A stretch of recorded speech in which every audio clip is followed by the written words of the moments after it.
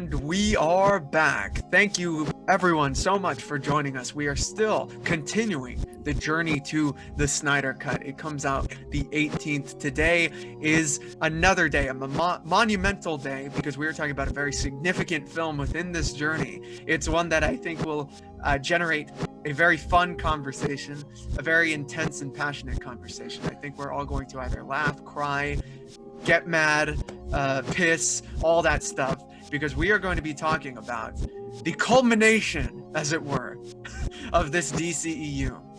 And the culmination is, of course, the 2017 theatrical release of Justice League. So here we have some promotional art, but before we get into, anything else, I'm here with Angel and I'm here with Karate Brian. How are you guys doing this morning? Doing great, man. Just woke up and rushed to get into this because I knew I needed to talk with you two about this.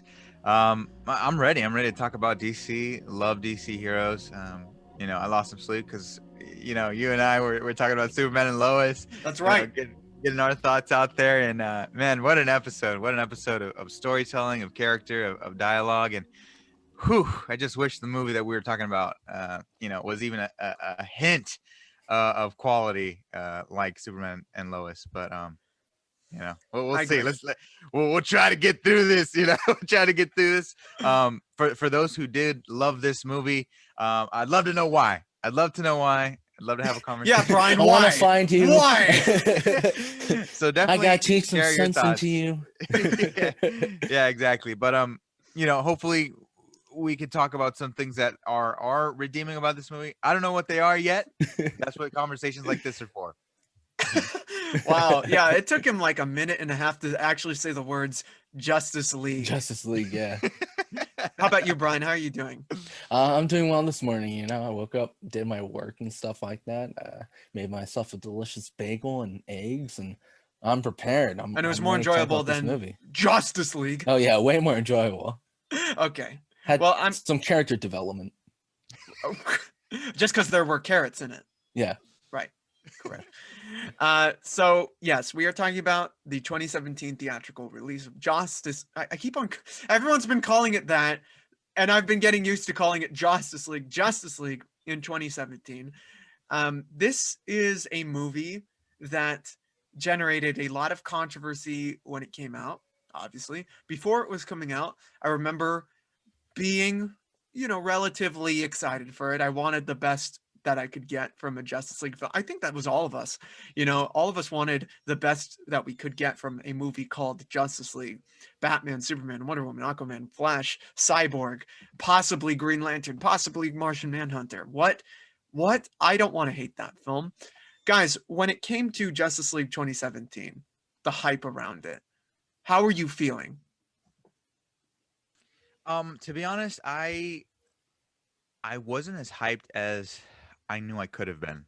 Right. Justice League, with all these titans that we grew up with, loving through comics, through the animation, I feel like this movie should have been one of our most anticipated movies of all time. I feel like a movie like this should have been one of the greatest we've ever seen. For the first time in cinema, seeing all these great characters together. And honestly, I was worried. I was worried, to be honest, because I enjoyed Men of Steel. I thought the BVS theatrical cut was such a letdown. Thankfully, the Ultimate Edition was an improvement. But after that, I was kind of like, I don't know if I completely am connected with this vision. I don't know if I'm connected with the progress of this story. Seeing Superman be introduced through Man of Steel, seeing him die in BVS, seeing the formation of the Justice League in this way. I wasn't entirely wholeheartedly connected. And I think that's why I was very hesitant about the movie and kind of cautious to kind of go all in. And of course, the second that we see the freaking first frame of the movie, I knew, this is completely heartbreaking. So I just wish my anticipation for this movie was similar to my anticipation for Man of Steel, similar to my anticipation for the Batman, but it was nowhere near that level. Brian, how about you? How did you feel? First of all, did you watch this movie? I did. Okay. All right. Got to make sure of that. because So why are you gotta double here? check. Why I'm in this conversation. I will say that by that time, towards 2017, I was feeling like this really big downpour of just tiredness of a constant brigade of superhero films, Mhm. Um, and also from watching Batman versus Superman, I was kind of really disappointed in the way that DC was sort of going around. Of course, a theatrical version, not the Ultimate Edition. Um, and I felt very, very weirded out by the whole situation and how they were sort of going on with this very darkish style, and they poke fun at it all the time and stuff. But it was truly not what I was expecting, especially after growing up with watching the Justice League and watching Teen Titans and watching these Mm. giants of great shows with emotion, drama, but at the same time lightheartedness. And then when I first saw it, like as an angel, I was heavily disappointed in the direction they were going. And I also felt like they were trying to sort of catch up with Marvel in this sense, They wanted to do like the whole versus thing, like with Civil War. Oh, they want to do the whole thing with like the team, get that out, versus where I think that they should really put in their time and energy as in developing at least the main characters, I mean, Man of Steel, I have some problems with that movie, but it at least tries to somewhat give us some development of who Superman is and what they're supposed to represent. Batman, we don't really see a whole lot of representation to who he is and who he's supposed to be. We did see Wonder Woman. Wonder Woman was a great movie, but there was some mistakes that were made. I just wish that we could have gotten more development within maybe the Flash or Aquaman, Right. or if not Cyborg, but even then I still felt no connection to Cyborg, but Cyborg has a really sad developmental story, and I just felt like this was a very rushed project and that there should have been taking more time and precaution to developing who the characters were before us introducing to this big grandiose moment of, oh, we all need to start up and make a team, until then it Yeah. just feels like Fast and the Furious family. Yeah, no, I completely agree with that. I'm really Mhm, glad that you brought up the development process of the movie because I think that's been a huge like downfall for them.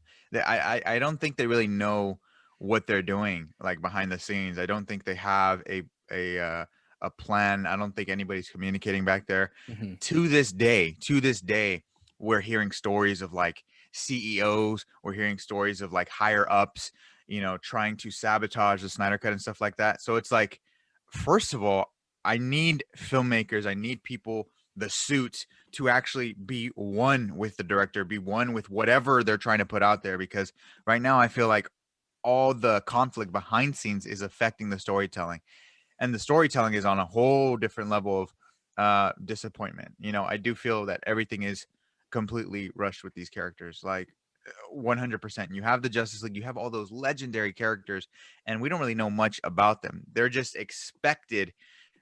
They're expecting the fans to kind of just fill that in with mhm, all the love that we have. But how Yeah, are we going to connect with our them prior if knowledge. we have that prior knowledge, we have that prior love for them, and it's expected to for us to carry that into the movie. But those versions of the characters that we love are nothing like the ones that we're seeing. So it's like, how could you even be? How could you frown at somebody that is like comparing the two when that's all they really have because they're not doing the backstory for us? You know what I And mean? when the films are doing that themselves, right? Like for instance, there's a scene in Batman vs Superman. Flash comes in for a very quick second cameo, sets up Justice League and everything, but that requires prior knowledge of the comics. A scene like Yeah. that. The nightmare scenes when you're teasing Darkseid, what's going to happen within this film does require knowledge. It's kind of similar to what happens in WandaVision. I'm not going to spoil too much because Brian hasn't watched it, but there's a certain character who comes in. They casted this certain actor to play this character because of the prior knowledge of the audience. Hmm. And Angel probably knows who I'm talking about directly. Um, Yeah. but this is not a WandaVision review. This is about the Justice League. Before we get into the film itself, what happens, what was good about it, what was not so good about it, I want to talk about where the Justice League began. And it's obvious that it began in the Brave and the Bold comics. Right here, this iconic imagery where these heroes are fighting Starro the Conqueror, who I believe is going to be the main antagonist of the Suicide Squad film by James Oh Gunn, yeah. which is epic. That's just frigging. I'm very excited about that. But here we have the team members: Green Lantern, Aquaman, Wonder Woman, The Flash, and Martian Manhunter. No Batman or Superman in there, which is very, when you look back on it, that's shocking to a modern eye, considering how ingrained we are with the idea of Batman and Superman and Wonder Woman leading that team. So, what do you guys feel when you look at some good ish like this? I love the art. I love how vibrant it is. It's so cool that Superman and Batman are not there yet because it allows me to actually focus on these other great characters. But I feel since that time, the Justice League animated series has really defined what the Justice League means, and it includes Batman and Superman. So it's really cool to look at this, see that villain. I hope you're right about Starro being the villain in Suicide Squad. That would be so cool. Oh, And a beautiful wow. homage to the Justice League. It's James Gunn's way of saying, "I'm doing the Justice League, y'all." Hey, this Suicide Squad movie looks like we're some sort of Justice League. Brian, how do you feel about this cover right now? Oh, I love it. Absolutely. And I think that the more we sort of broaden ourselves away from Superman and Batman, we sort of get uh, a much more easier sort of good and bad, in the sense of like, oh, we see the faults of who Green Lantern is, but the good things of Green Lantern, the things that they're good at individually. Whereas in Superman, he is constantly always good, and the only thing that really can really downpour him is usually Kryptonite or Martha, of course. Uh, Right. Natural. and then along with Batman, with his utility belt of everything. So I think it's really great to see sort of the other heroes at their own elements, and seeing how they sort of, one fails at one particular item, but the other one can succeed in that item. And speaking about Suicide Squad, I hope that we see Animal, Mineral, Vegetable Man. Okay, you're going in the waiting room. Thank you very much for your contribution. Of course. This I feel like you're Starro whenever you bring up Animal, Mineral, Vegetable Man. You don't stop. Never Sure, ending. yeah. Never ending, yeah. But Angel brought up something very important to the Mhm. Justice League's legacy, which was the animated Bruce Timm universe. Oh yeah. This was definitely a show that introduced a lot of comic fans and a lot of non-comic fans to the idea of the Justice League. Obviously, when you ask someone of a mainstream opinion, who is who is the superhero team in the world right now, they're going to say the Avengers, without a doubt. The movies, they reach further than comics, they reach further than the cartoons and everything. So the Avengers are the top dogs right now. But with shows like this demonstrates why the Justice League, they need that top spot over the event. They were the Avengers before the Avengers. So guys, give me your thoughts on the show, on these characters, on the take of the DC universe through Bruce Timm's eyes. I mean, this is it, man. This is it. This is what it's all about. This is DC. This is this puts the definitive in DC 100%. I grew up on this. I grew up on this, and I loved how all the characters were handled. I loved the world building. It was so epic that not only did I watch Justice League, I watched everything that was associated to this show. You know what I mean?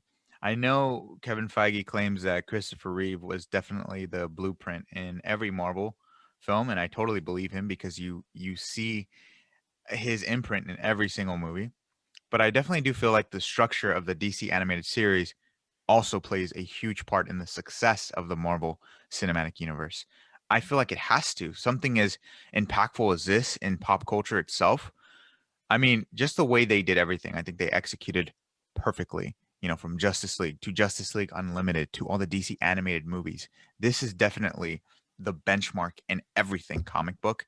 And I think that's why we are so critical of the live action movies, because if the writing isn't on par, if the acting, voice acting isn't on par, if I think conflict isn't on par, if it isn't being patiently and meticulously thought out as well as the DC animated series, I feel like there's fairness in that criticism, because great storytelling is great storytelling, and the DC animated universe is top tier uh, in that category. Mm, mm. I love that.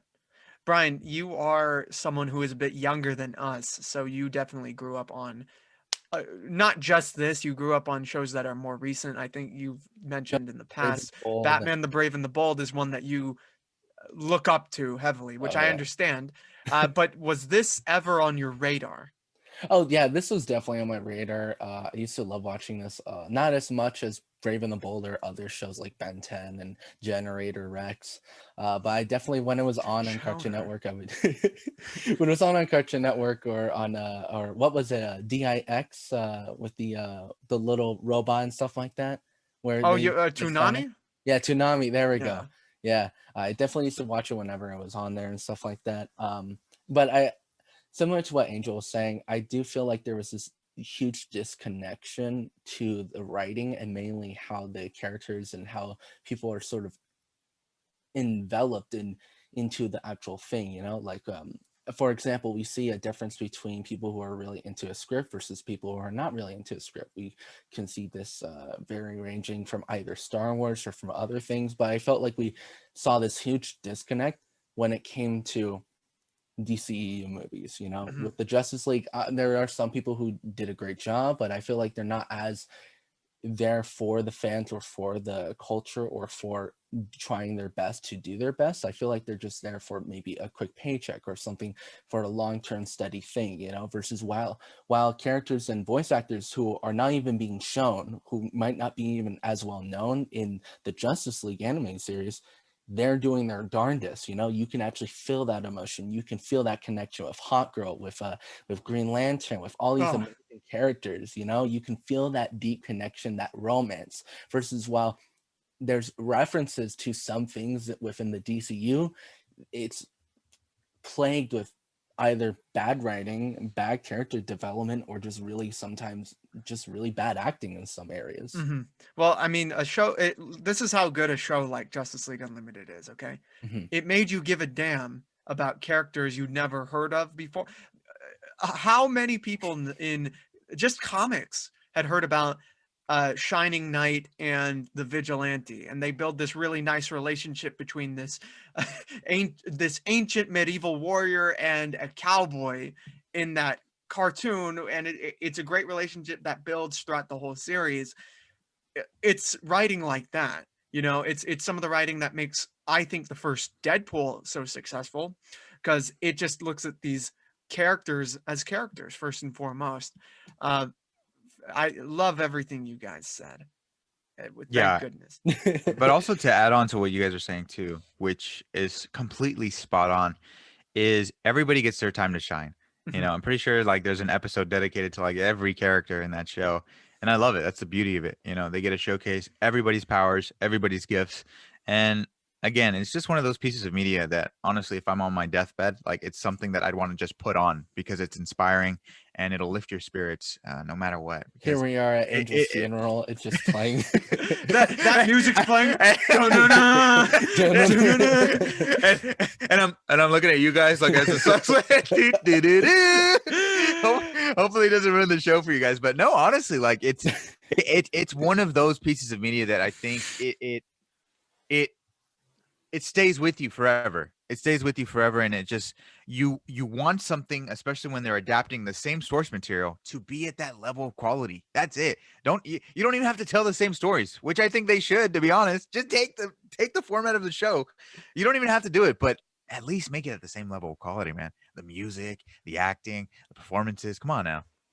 All Angel left his kids were, the boxes, not even the discs of Justice League and Justice League Unlimited. So you mother, The Blu-ray cases. couldn't even get a part of the house, my room back. Here's one VHS. Yeah. Yeah. Keep the disc with me. Put it in my grave with me. You have one of those booklets with the disc sleeves in it. I'm getting this it. Yeah. It's a laser disc of Batman. Yeah, exactly.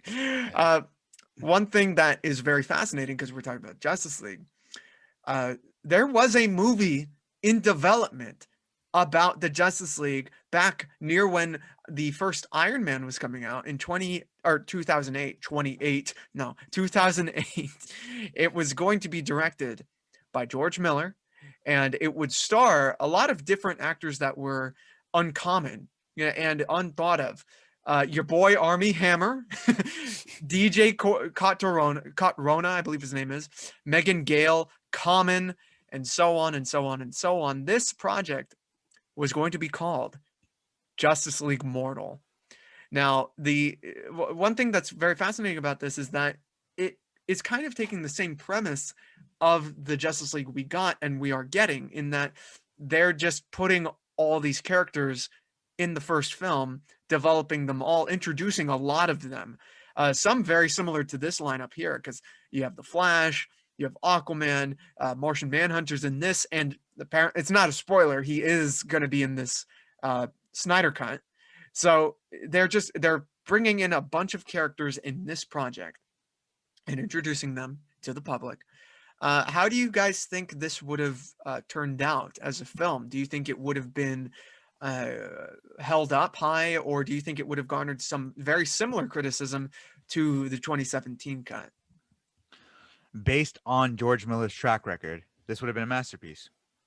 Based on his track record. You look at all the Mad Max movies, masterpieces. You look at Mad Max Fury Road with Tom Hardy, masterpiece.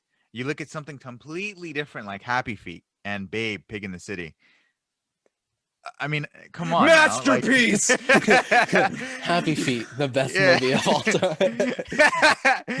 I love Happy Feet. I love the way it Happy makes me Feet's feel. good. The animation, I think, is pretty remarkable. Love the themes, the voice acting. I mean, Robin Williams in it kills it in every role. George Miller, what an amazing director, a goat, to be honest. I love George Miller, so I would have loved to have seen his vision here. I think the casting was pretty solid all around. Maybe, I mean, Common as Green Lantern is a little far-fetched. I don't really see him as the ideal Green Lantern, but you put a great director in the director's chair, and most of the time you'll get a great film. Brian, do you know anything about this project, Justice League Mortal? I've never really heard about it per se, but just based off what you're telling me right now, I think it would have done pretty good. And I think it actually would have changed the way how we viewed as superhero films, especially during the time of when Iron Man was happening. That would have really changed the development of how Marvel would have done their movies from that on. And I think that would have had a major impact of showing us that Justice League is basically, well, the DCEU, if that would have happened back then, was the superhero movies, was the character development, while Marvel was still going to be in the back pedal of trying to catch up to them. But events happen. We got Iron Man. I'm happy that we got it and stuff like that. I feel like we should have gotten this, but I still feel like we should have more character development into something rather than just full on putting in a full project of said characters and said groups, because even though that we as the fans and as nerds and stuff like that, we know the characters, we love them, we've seen what they've gone through. As an open audience member, you yourself kind of feel like, oh, what is going to happen? Why should I care about this person? What relationship are they connected to someone? It's like knowing about history.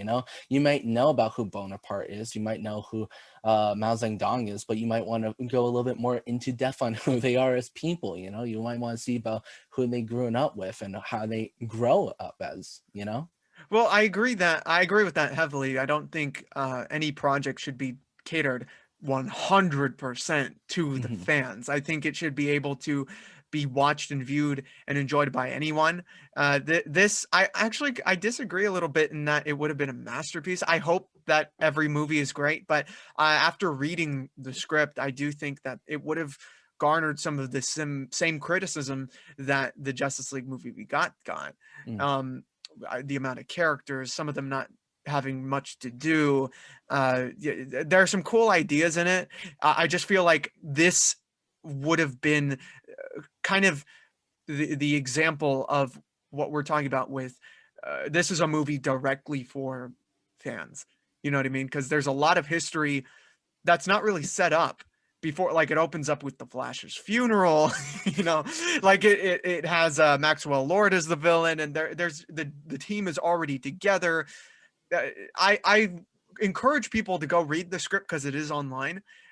It's a very interesting read at what could have been, especially since there were movies that had come out at this point featuring some of these characters, like The Dark Knight had come out a year before, or actually the same year, and this would have been a movie with a completely different Batman in it. So that's already an interesting idea. What could have that been like? It's obviously not going to be Christian Bale, because Chris Nolan was probably like, get that shit out of here, George.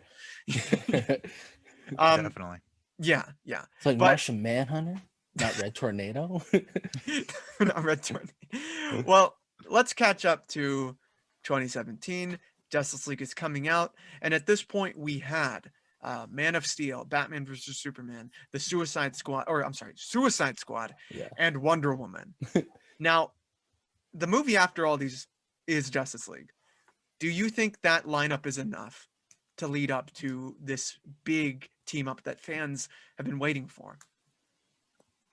No, ideally, I wish every character got their own movie because I think Mhm. they deserve it. I think they're that great that they can stand on their own. You know, even when it comes to Cyborg, you know, I'm used to having Cyborg part of the Teen Titans, but New 52 proved that he's actually a character that can stand up with these Titans.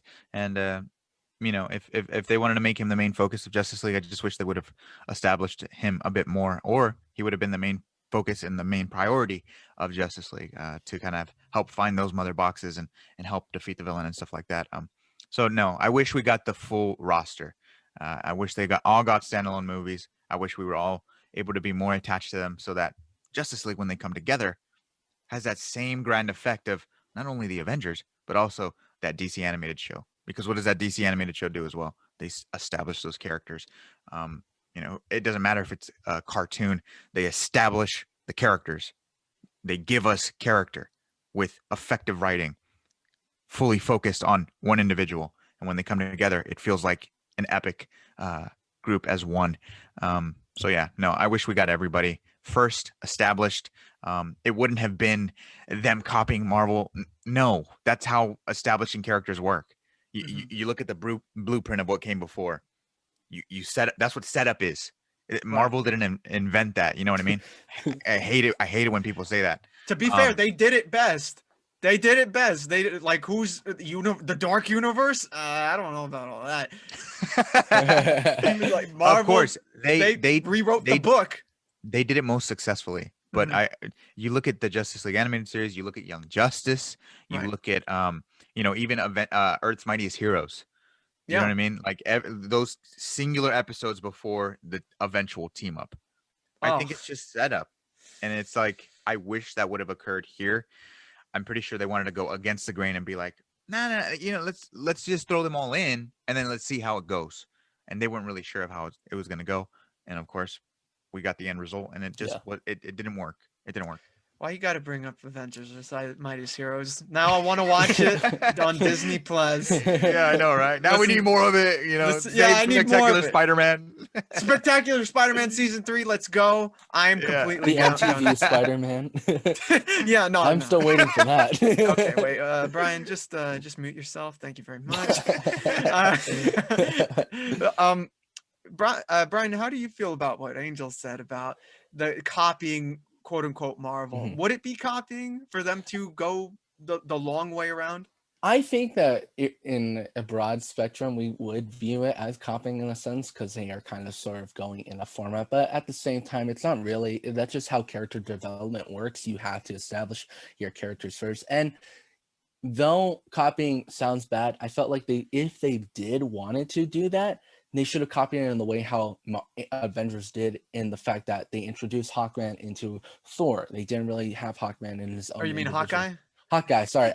Always confuse them. I'm really upset with myself. Wasn't it great when he showed up with his wings? He showed up with his wings and his mace. And Beta Ray Bill was in the background. And then with Black Widow, of course, and Iron Man 2, it would have been interesting to see at least some references to said other characters first in other individual films than just going ahead and showing us Aquaman and Cyborg. And kind of really sucks. I mean, I'm not usually the best. I really prefer Cyborg within the Teen Titans group. I think he's Yeah. has more better chemistry overall with them more than the Justice League. But I Mhm. do see that sense of connection of him sort of growing up in this sense, you know, after going through what he has seen with his father dying in front of him and with him sort of being his entire body mutilated. It truly Yeah. shows him going through that adult path of him sort of going through these rough emotions that all the members of the Justice League went through. You know, it is very Yeah. similar. It's, you know, it's just this cavalcade cascade, there we go. It's this cascade of growing up and what pain that brought you through can transpire you into a higher position, and I don't think that we really see that within the Justice League, and it's kind of really sad. And like Angel said, Cyborg is a really big focus within the film, and they don't really treat him that well. And Oh, well, we'll get to the characters. We'll get of to the course, of characters. course. I will say, you know, anything with CGI is always a huge problem, especially with such a big budget. I felt like in some scenes within the Justice League kind of felt really weird, very toyish, especially with Cyborg. Felt like they could have done him a little bit more better. Hmm. Um, but yeah, that's my overall thought of the pacing of what they should have done. Of their universe as a Mhm. whole. Well, okay, so we are on our way to the Justice League film, but then something happened, something no one could predict, no one wanted to happen. Uh, Mhm. Zack Snyder obviously had a tragedy within his family. It was a very bad situation. He had to step away from the movie because that's what you do, right? You get away from work because you got to take care of the family. And Warner Brothers decides to bring in Joss Whedon, who had done at that point the Avengers, Avengers Age of Ultron, Firefly, Buffy, all these different films and shows to take care of what was left of Justice League, or so we were led to believe. It turns out that he was actually brought in to reshoot a lot of parts of Zack Snyder's film. He just completely change it because now we're getting the Snyder Cut where it's supposedly a completely different movie from what we got in 2017. So, how did you guys feel when you first heard about this situation of Zach leaving and then Joss Whedon coming in? So obviously, it was a tragedy. Hmm. And I felt so sorry for Zach. Me as a fan, I wanted to ensure that he took care of business at home. He was there for his family, and I salute him for being like Superman and dropping work, dropping a multi-million production called the Justice League to go home and to make sure his family was safe. So I commend him for that forever. When during that time, when time had passed, and we heard that Joss Whedon was coming in to, fill in the blanks, as somebody who loved Avengers, as somebody who loved what he's done in comics and stuff like that, I was honestly excited because I was like, okay, great. We're going to see a great example of collaboration of two different directors, and hopefully we get a really well polished product. Of course, that's not what happened. It's literally it's a movie I honestly promised myself during that experience I'd never watch again, and unfortunately that happened. What I think should have happened, We're going to watch it you right know, now, actually. you know Yeah, let me actually share screen real quick. we're gonna live stream it right now. I'll live What I stream the whole thing. what I wished happened, because I felt like a lot of actually the blame for people disbelieving that there was a Snyder cut was how it was being reported. Because one Yeah. of those first reports that ever came out, I believe it was either from the Hollywood Reporter or Variety, one of the reports that came out literally said in the text as you read it that Zack Snyder had dropped out. He agreed to drop out, and he actually reached out to Joss Whedon to finish the film for him. You know what I mean? So we had I this remember that. belief. We had this belief that, oh, okay, so it's not finished, and he reached out to. It's not finished because he suffered this horrible tragedy. He couldn't have finished it, and he reached out to a director to help him finish it. So for me, that was the story because that's what we were reading in the trades, in the major trades that usually don't get things wrong. Um, but clearly they were. I wasn't in those rooms with those people during this crazy time, and I wish I was because then we would get a definitive answer to: is there a cut? Is there a finished product? Does he need more to work on? Does he have more ideas that he wants to add on? Because I'm all for that, and we have been for that. We wholeheartedly believe that directors should put their vision 100% on the screen.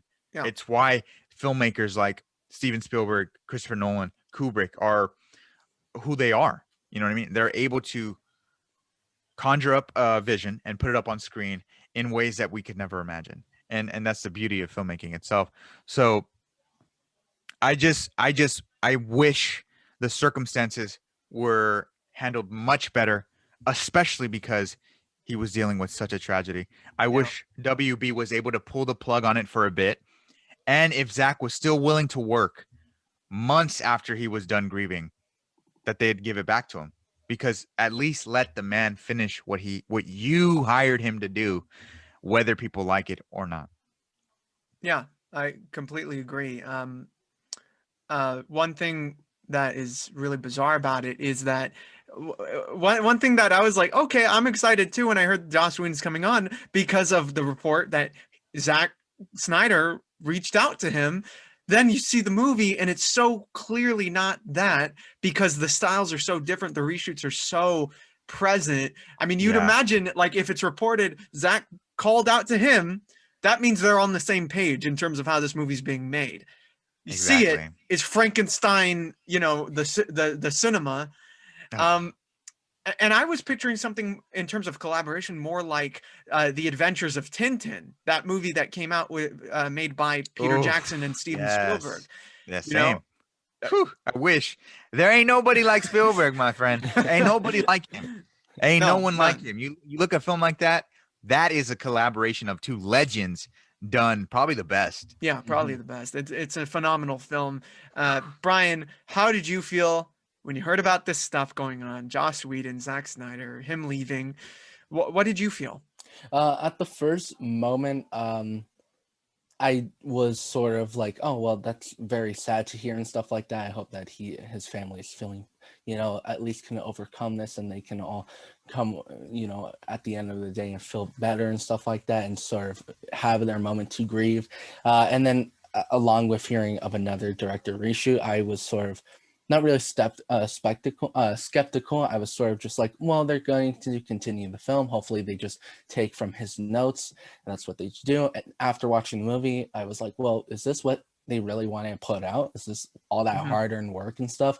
And I kind of felt like after finding out about this whole release the Snyder Cut, I felt like it was really disrespectful for Warner Brothers to release something that wasn't truly what Snyder wanted, especially after such a horrible incident happened to his family, and for them just to rush the project, just to get some money. I felt like it was really a disservice to his name, and not just that, but to his family and to what he wanted to put out there as a real project. And instead they just wanted to put it out there, so I'm really glad that we're seeing the Snyder Cut finally. I think it's kind of really, me, I don't really like when big businesses really want to put out whatever they think is good, and then we find out later as the fans, is it really being bad? I felt like that with Valerian, a City of a Thousand Planets. I was really excited for that movie. When it came out, it was pretty garbage, and it's because of these really multi-company companies that are out here just trying to get a quick buck, versus letting the directors have their vision and doing what they need to do in order to create a great movie. Okay, guys, so how do you feel Warner Brothers decided to change the direction of the universe? It was obviously for something more lighthearted, because Zack Snyder's films are more based in a type of realism. How did you feel when you obviously saw the movie? It's obviously very different from what we were expecting. It was jarring. It was one of the main reasons why I find it to be a mess. You mentioned that it's basically Frankenstein. That's exactly what it is. You have two different visions colliding tonally. In the Star Wars sequel trilogy, you have the Star Wars movies being two different visions thematically. In this case, it's tonally, and you see the devastating effects of it. And honestly, it just did not mesh well at all. And because you could tell these two different visions were present. Sorry, one second. Hey, could you what?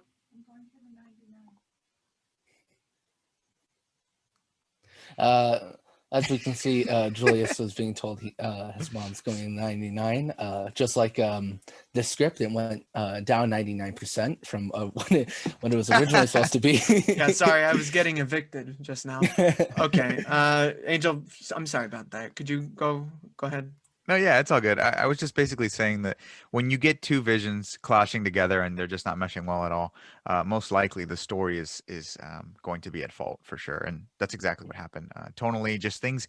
uh, It just felt like I was watching two different movies, and two different movies without uh, a director fully in charge, and unfortunately, that's how you get bad movies. Hmm. Yeah. Brian, how about you, man? Yeah, definitely. You can definitely sense the clash of what was originally going on first, and then towards the recuts and stuff. Um, I think it was very weird in some areas because I mean I know that some people are like, oh, DC is always this serious thing, and then sometimes oh it's this lighthearted thing, and I think that you need a perfect balance to create a good film, you know. And a Yeah. good film has a perfect balance, you know. Even war movies, the most darkest things about them is talking about war, but then they have lighthearted natures about just them enjoying the times of them being in, you know, though they're in a sense of almost dying, they're in a sense of community, they're in a sense of brotherhoodship, and that's Hmm. what I think is perfect about a good movie. It has that perfect balance of it understands where it's at, it understands where it's coming from, but it also understands that there's this good relationship of seriousness, of understanding what is going on, but at the same time of joking around and having that fun laughter. But the film completely ruins that in almost every way.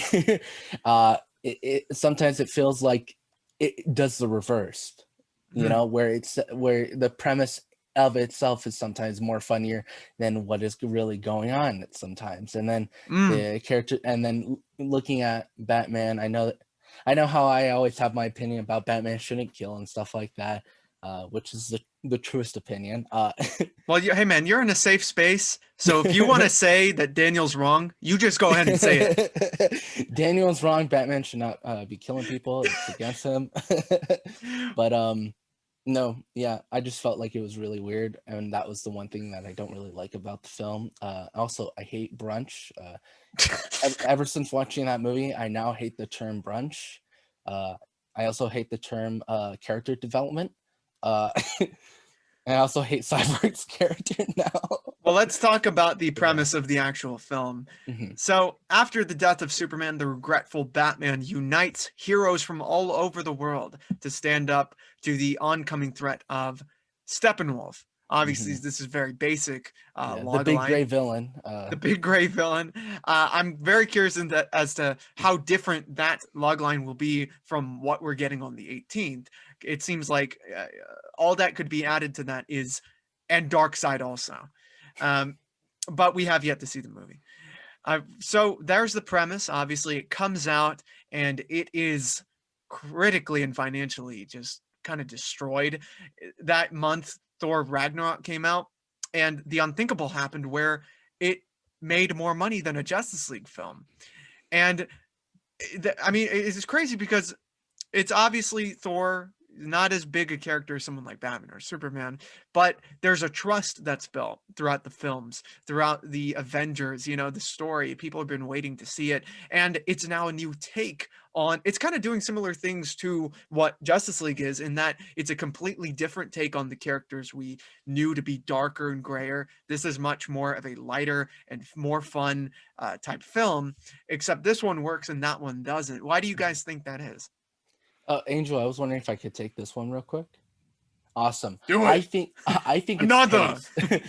I think it's paced. You know, I think you have to have pace in a movie or in movie series or even in episodes. You can't just Mhm. automatically go from one side of who the character is supposed to represent and how they're portrayed as like this evil big bad guy or just as this like dumb brute, and then by the end of the film there's this lighthearted, happy-go-lucky character. You have to have that mix of going through the emotions of them going through that torment. You know, we see the reason why and I would say that reason why I wasn't really the biggest fan of the Thor movies was because of seeing like this whole. Though I really liked the Marvel TV shows because Thor was this sort of like really nuanced, somewhat big oaf sometimes in some Uh-huh. areas. In the film, seeing that being portrayed, I felt really disconnected from the character heavily because it was just like, oh, this is just like any other film out there. You know, the heroes is just Rocky. You know. Are you talking about Thor Ragnarok Oh, specifically? I'm talking about originally Thor 1 and Thor 2, of Oh, course. well, how dare you? I will not have you sully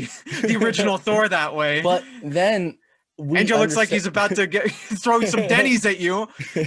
But then we see this big move. We see what happens with his father, we see what happens with his mother, we see what happens with his brother and his love life, and we see how that sort of goes within those two movies, to thus seeing Taika Waititi's version within Thor Ragnarok, us accepting it because we see why he is so emotional, yet we also see why he's so funny. He is laughing through the pain because he is in so much pain and in constant threat and in constant fear that he is not better or stronger than those who have hurt him before and in the future. Angel, Versus in Justice League. Oh, yeah. yeah, no, Angel, do you agree with any of what Brian just said regarding Thor's arc, why it was more successful than we saw in Justice League? Um, I I I don't. I love. See, I, see, I love. you're gonna end up on Facebook tonight. I got hit with a Danny. I don't. But that's okay. I mean, the way that he sees it, I think it's validated for sure. But no, I think the way that Thor has been established in the MCU has been actually kind of remarkable. My love for Thor is at a level that it's never been before.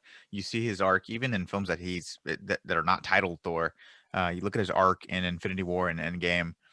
Absolutely beautiful. That's how you do character arcs. He realizes he's lost everybody. Like his mother, his brother, his father, and he still is telling himself to keep his head up because the universe needs him. And it's like, wow, like wow, the durability that character has instilled within himself is just so beautiful to see. So no, he's one of my favorite characters in the MCU without a doubt. And that first Thor movie is a huge part as to why, because that's him learning how to become worthy. Right. Well, how does that transition from Thor 1 to Thor 3 affect the way people love that more so than something like Justice League, do you think? I think because there's like a sense of levity to Thor Ragnarok out of all of them. There's somebody who just loves who he is, what he stands for, and what he brings to the universe as a leader. There's that sense of levity. You look at something like Justice League, with the vision that it was established with, Zack Snyder's vision. You look at Man of Steel, and there's no doubt in my mind. You watch those movies, and they are bleak. They are bleak, and they're bleak for a reason, because there is a sense of realism to it. There is a grounded take to it. But I can't imagine taking your younger siblings or your children to go see Batman versus Superman, and for them to be connected to it, because there isn't universal appeal to those movies like there are Avengers or Thor Ragnarok. There is no universal appeal. There are mature themes in these movies that I think would fly over somebody like a kid or a teenager. Those themes would fly over their head. Their brain is not fully developed yet to be able to critically analyze what they're exposed to.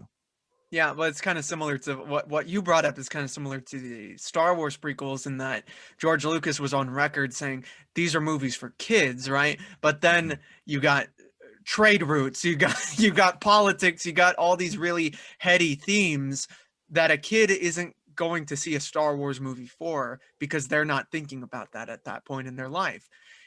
So I feel like there's a cool parallel there. And yeah, I'm thinking about Gungan biology, actually. yeah, no, that's just you, Brian. Don't worry about that. So before we get really into what doesn't work, I'm very curious for you guys what you think does work in the movie, in the theatrical cut. There's got to be something. For me, I have a couple of things here. But what do you think works? I'm you know what? I'm gonna start with Brian because he probably has an answer before Angel does. Actually, I'm kind of conflicted. I don't really think a whole lot really works. You don't think anything works? I don't really think mostly anything works because, like we've been discussing, it's a mix of two different visions and two different directors. One that went through a horrible traumatic experience, and then another one who was just brought in by WB. And it's sort of this. It's sort of like this tainting of something that's beautiful, of like artistry, and something is just being splattered on there. There's no real sense or rhyme or reason behind what something makes sense, and I think that's what the film is. Maybe there is something that does work within the film. Maybe the character Flash is the reason why he is funny, I guess, maybe, but even then I feel like Flash is still just this very shallow comedic character, just like most of the other characters who have this very shallow, dark, deep yet comedic, brief light to them. But then they are then further explained within their own individual films. But I felt like that's the wrong way to do it, you know? Right, yeah. Well, Angel, how about you, man? Did anything work for you in this film? I don't know, honestly. It's been a long time. Like The I same said, one. I've only seen this movie once. It was in theaters, and honestly, like I told you, I vowed to never watch it again. Uh, Damn. because I just could not believe that they actually were able to prove something like that. The reshoots were just an absolute abomination. Uh, I was embarrassed. I was embarrassed to be a DC fan watching that movie. It was just so disrespectful to me as a viewer. My love for these characters is beyond anything, and it's like for you guys to do this, unacceptable, unacceptable. How could this happen? How could a Justice League movie make less than Thor? Right. How? How can this happen? Never again. Never again. It honestly made me. He said with a vengeful fist in the air. You know what I mean? Like I just couldn't believe it. I'm honestly trying so hard to think about something redeeming about this movie, whether it be the writing or the costumes. Even I thought the costumes were okay. You know, there's nothing flashy about them. Probably it was probably honestly it was probably the way that those costumes were lit in and definitely the brightness. They recolored the film, so Yeah, that probably has a lot to do with why those costumes do look a bit weird. Like especially Yeah. the Batman one. Like the Batman Oh, one yeah. does look like it's like squeezing his head, like he can barely breathe. So I feel like that is probably. Uh, Unfortunate for the costume designers because they were designing them for a specific type of setting. You know what I hmm mean? Because hmm we see like in that crisis scene with the Flash from Ezra Miller's world and Grant Gustin's world, we see the costume there, and I'm like, that looks kind of dope. That cut looks pretty dope, you know? yeah, yeah. But anyways, I literally don't know anything. I thought the villain was atrocious. I thought the characters were hard to connect with. I thought the writing was just awful, awful, awful. Probably the worst we've ever seen Batman, to be honest. Um, Mm, well, everything about it just was not working for me. well, is okay. That's an interesting point. You're talking about the writing is awful, the characters are atrocious, and all that. Mhm. Is it because of the Joss Whedon inclusion, or were you thinking about that during just all of it, including what Zack Snyder had made? I think it's both. I think it's fair to say because the both of them didn't mesh well. It's both visions are at fault. You know, because not one stood out to me. You Hmm. know, the flaws just completely overshadowed anything that I think was good about that movie. It was just so hard to watch it. Well, did When you you watch it mention when you watch a great movie, it's supposed to make you forget that you're watching a movie. You know, right? whether you're watching a blockbuster, indie, whatever, you watch a great movie and you're in for the ride in the story. You watch this and I see the reshoots, I see all the delays, I see the miscommunication, I see all the horrible stuff that happened behind the scenes come to light, and it's like this is just awful. Right, right. Well, I remember being in that theater, and I was doing my best to make it the best time that I could during that because I was like, you know what? They gave up, so I'm not gonna really look at this analytically, you know. So when something like the Flash running to Superman and Superman looks at him, I'm like, that's fun. All right. I don't care. Whatever you people say, that's pretty fun right there. He's running up to Superman, who comes up recently resurrected, and Superman looks at him like, "Bitch, you thought?" And then you get a pretty fun moment. So I thought that was pretty cool. Little moments like that, I was like, oh, I'm okay with that. Them racing to save people. There's a point where he saves like a whole truck of people, the Flash, and then Superman's just to the Superman side comes with in the with whole. a whole building. Yeah. I was like, yeah, yes, and you know what? I don't care what anyone says. I actually got kind of hyped when I saw him come in, say that dumbass line. I like truth, but I'm also a big fan of justice. I was like, yeah. Look, I know I sound like an idiot, but I'm okay with that. Yeah, I'm look, okay with you that. have a Justice League movie that makes me hate the word justice. You know what I mean? It's like it failed on all levels. I'm also a big And fan of never justice. again will I watch it. Never again will I watch it. And thank God the Snyder Cut is coming out because if it is an improvement, I'll be happy. Well, hey man, at least Superman was acting a little bit like Superman in that. Come Yeah. on, come on. And I You get, and I, don't I want to get, deny that. I guarantee it will be an improvement. You know what I mean? Because the first frame of Justice League is Superman and that just cringy like found footage of him from like a kid. What does the world mean to you? Or something like that. And just Well, oh my, child. the CGI on his lip is just Obviously, yeah, absolute rewatching it, I absolute was like, I don't atrocity. know why people were talking about like the CGI lip. I didn't really notice it. And then rewatching it, I was like, my God. How did you not can see notice it. that in the I theater? just never noticed it. No, I didn't watch it in theaters. I Crazy, watched dude. it at home. Oh, okay. When we were in the theaters, that was actually pretty astonishing just seeing it up there. Like no, but super- rewatching it again, I was like, oh my God, this lip is awful. Do you bleed? I can't tell you the way. You will. You know what I mean? No. Yeah. So the greatest thing about Lois Lane. But did y'all say reshoots? Yeah, Yeah. boy. Look at Oh, this. yeah. This is cinema right here. One of the most This is cinema. one of the most bizarre ones was definitely this portion in the when we introduced the Oh my God, I know. I The haircut. remember seeing that Man, look in at the that theater. crimson chin. I was like, oh my goodness. Oh my good. Like this is actually kind of bizarre. You get a little the other scene right here. It's much harsher lighting. Just they're trying to recreate the shot and everything, but it's just so like yeah, this is not it right here. This one kills me over here on the side. I don't know if you guys can see it. Yeah. I was Ben gonna say, in that first reshoot right there, he kind of looks like he's about to sell me some cookies up in Which the one? front. This one? No. Go to the reshoot right next to it. Yeah, he looks like he's gonna give me like a business transaction right Oh, there. Jesus Christ, come on now. Yeah. Okay, wait, this one? It's like, welcome to my home.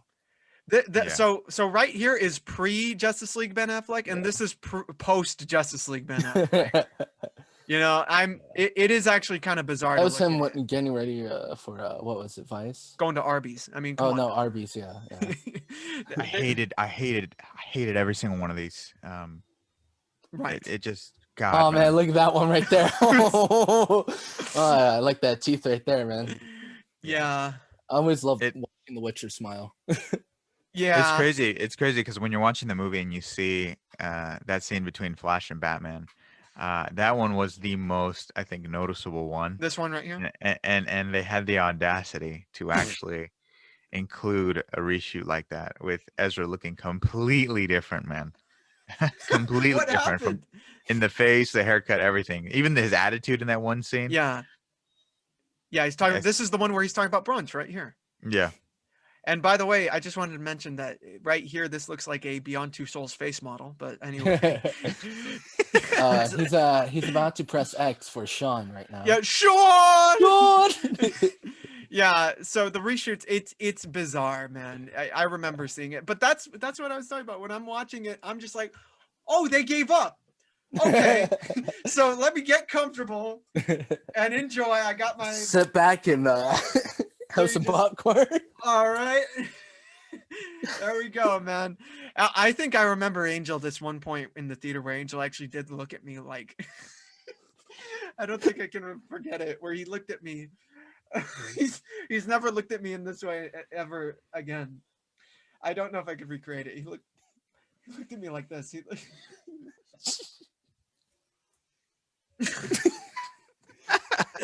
Over his girlfriend, just looked at me like. It's when you guys are watching Suicide Squad and you hear Killer Croc say BET. Oh, like- dude, no, this was not. This was next level, dude. I'm telling you. Oh my god, dude, that kills me thinking about that. Okay, so let's talk about the team. Obviously, we have a team of Batman, Wonder Woman, The Flash, Cyborg, and Aquaman.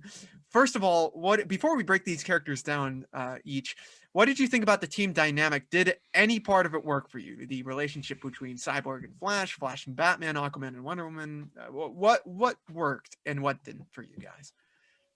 I'll ask Brian first because I want to hear Brian because Angel's gonna go off. Actually, no, here, Angel, go first, man. Oh, okay. you wanna get Honestly, Grant. no, honestly, I don't have much to say. I don't think any character interaction worked. I think you can tell because when they were all together in one room, it never worked for me. Never worked. The dialogue from the characters, Aquaman, we're all gonna die. You're like no, like it just never worked. Nothing ever worked, and I never wanted to hear these characters speak. Okay, wait, hold on. Before I go to Brian, I need to ask you, Angel, to say that line again with that same amount of conviction, so we can dub it. Go ahead. We're all gonna die. Right. Okay. So Brian, what did you think of the team dynamic? That was really great. Right. Yeah, I don't really think that. Well, I don't know. I think it's just really hard. And I mean, I will say that maybe there is a slight moment where I felt like maybe we saw a slight glimmer of a connection. Mm-hmm. I would Well, say what moment was the that? very end with Mm. Batman and Superman. I feel like it was very close to sort of Batman being like, "Oh yeah, why did I kill this? Why did we kill this guy? Why did I fight him? Why did I fight him?" Yeah, but otherwise from that, I don't really have a big motive. And then maybe in the beginning, you could say there was a slight connection with Diane and Batman and stuff like that. But even then, it was so. It Mhm. wasn't quite like the animated series where Batman and Wonder Woman had like this really unspoken, like sounded relationship. I mean, we could. I feel like Slightly we might romantic. get there. Yeah, exactly. Yeah. I feel like we could get there within here. I just feel like there needs to be, I don't know. Well, when you talked about that moment at the very end between Batman and Superman, was that the one where it was like, I knew you brought me back, or you didn't bring me back because you like me? It's like, I don't Yeah. not. Yeah, I'm gonna say, and that is a slight moment where I'm just like, yeah, this movie Yeah, is you're dumb, pissing but Angel off, dude. I know we both are, man. I don't not like you. I don't not like you. At this point, Batman is just this dumb idiot. Well, I mean, that's kind of what he's been. This version is like, I'm gonna fight Superman might as well because accept I it, don't like him. My leg. also that scene. My eyes. You look at every scene, every interaction. It's like, it's just so. It's just so dumb. It's so dumb. You look at the scene between Batman and Wonder Woman, and I think Batman, Bruce Wayne, he's like, "Is that what Steve Trevor would think?" or something like that. Yeah, he uses Wonder Woman's greatest trauma against her, and it's like, Batman would never do something like that. You know what I mean? And He's such a dick, Bruce. What a cringy scene. Oh my god, that's phenomenal. I'm actually looking for something's definitely bleeding. Oh my god. Oh my god. Oh my god, that's funny. Save one. At least save one. At least save one. At least save one. Justice League is basically the sequel to superhero movie starring Drake Bell. Oh, I would pay for Justice that. League's Batman reminds me of like College Humor's Batman. Oh, Batman by Pete Holmes. Yeah, but that's who he is. That's actually where's perfect. the drugs? That's so perfect. Where's the brunch? But we totally had sex. It was disgusting. It's better than you, Bane. It's better than Bane. Okay, let's talk about. I mean, we're talking about Batman. Let's actually talk about Batman in the film. Yeah. Here he is. Oh yeah, the big bat. So Batman. This the is set, obese bat symbol. I won't forget it. so this is set after Batman vs Superman. Batman is feeling very regretful of being an attributing factor to the death Batman of Superman. is in his feels. Yeah, he's feeling it. He's listening to Billie Eilish.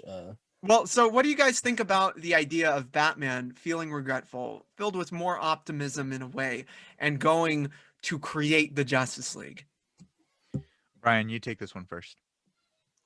Dumb. I'm gonna be blatant. I think it's really dumb. Like, I'm not a big fan of Batman versus Superman. It's also, I feel like the premise doesn't really make any sense. Similar in the way, but not quite. The reason why Civil War works, and I know that there's a lot of complaints about Civil War where it's sort of like, oh, it's just a small bickering banter that becomes like this huge infighting. It may at least makes sense because it's sort of like taking responsibility to their actions of like trying to do crowd control, making sure that no one outside of their district is hurt. But it's also very hard because it's the world. You're going to have, there will be casualties and people might have to be fine with that, or people have to ensure that there is a safety net, and with this it's just infighting of fear, and that's the one reason where I feel like it could have worked within Suicide Squad, but it didn't. They were fearful because of Superman, but Superman is not really there anymore, and there's no real reason to sort of fear Superman. The Suicide Squad together. Yeah. And so I felt like this was a much more better paced Suicide Squad in some way, So do you agree with that, Angel?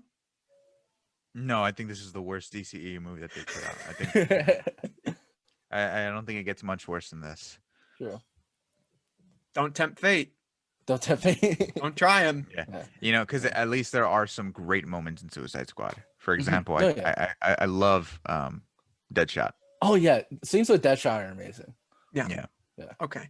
So, and by the way, I just have to do this. My leg! Oh my god. Okay. Pass me the cocaine. Yeah. Look, Julius, bring up that image real quick of Batman and allow me to share the screen so I can show everybody the drastic difference between these two visions. Wait, hold on. Let me do that real quick. I gotta go. Okay. It's gonna show like Christian Bale getting his back pulled out by Bane. Yelling on the set. Yeah. So you look at that Batman. I mean, just look, guys. Film is a visual language, and tell me these two Batmen are the same. Tell me they're the same. Tell me they're the same. Which one? You'd be lying to me. Honestly, You'd be lying to me if they were the same. Yeah, I didn't see anything. I cannot see the other Batman. He wasn't born in the darkness. Wait, Oh are you yeah. guys able to see it? Stop for a quick frame. Yeah, Go ahead. for a second, yeah. Yeah. Look at that, guys. Yeah. Just look at that. That right there is the Batman. It's probably my favorite shot, actually, of Ben Affleck's The Batman. I love him coming out of the shadows. I love him rising up, during Superman's death, and feeling that hopeful spirit that Batman has to contain within himself. And then you just look at what we got in Justice League, and it's like unacceptable. This isn't Unacceptable. okay. Yeah. Unacceptable. Yeah, no, that's messed up. That's pretty messed up. Another character we had in this film who had a big hit earlier that same year was Wonder Woman. Diana Prince herself. Earlier, she had the Wonder Woman movie to set her up properly. It's kind of not really doing a Marvel thing, just a smart thing in setting her character up until the big team up movie. What did you guys think of Wonder Woman's part within Justice League? I thought she was okay. I thought everybody at best was okay. I thought her and her film was stronger. From the themes to the dialogue, to her power, showcasing her power. That was definitely my favorite appearance of hers. In Justice League, I just thought it was serviceable. And it's because of the material that she was given and also the reshoots that she had to be a part of. Yeah, I certainly hope she has a bigger and more integral part within Justice League, the Snyder Cut, because you see her going to the ruins, looking for Darkseid, sees a spear and all that. So it does seem that she has more influence within that story. Brian, how do you feel?